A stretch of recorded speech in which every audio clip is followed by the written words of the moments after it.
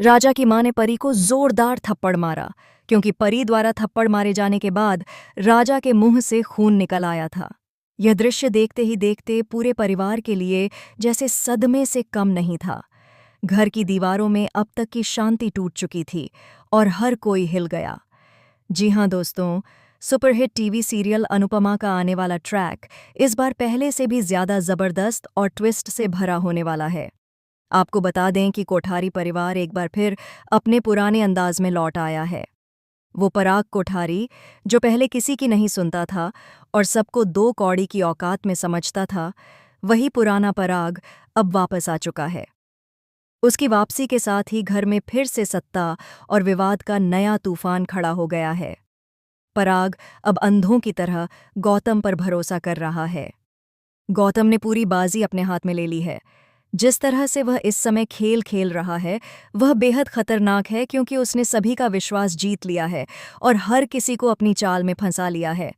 पराग को अब तक यह नहीं पता कि गौतम के कदम कितने चालाक और खतरनाक हैं, लेकिन अब ख्याति ने उसकी चाल को भांप लिया है।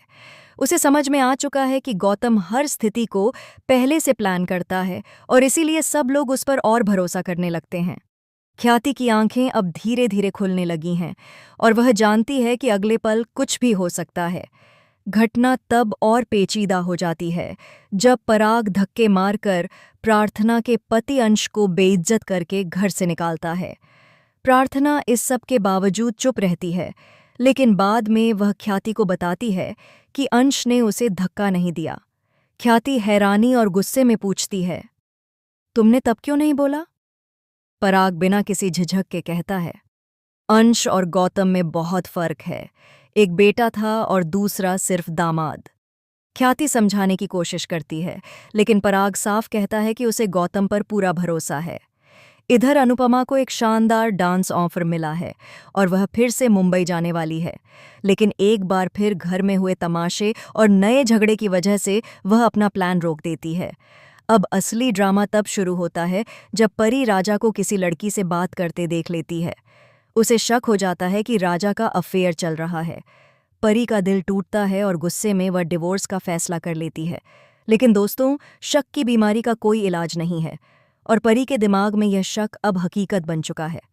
जब राजा घर लौटता है और उसके चेहरे पर लगी चोट देखकर उसकी माँ पूछती है, ये कैसे हुआ? राजा डरते हुए कहता है, मैं गिर गया था। लेकिन उसकी माँ तुरंत जवाब देती है, गिरने से चोट इतनी गहरी नहीं लगती, किसी ने मारा है। तभी उसे पता चलता है कि राजा को थप्पड़ परी ने मारा था।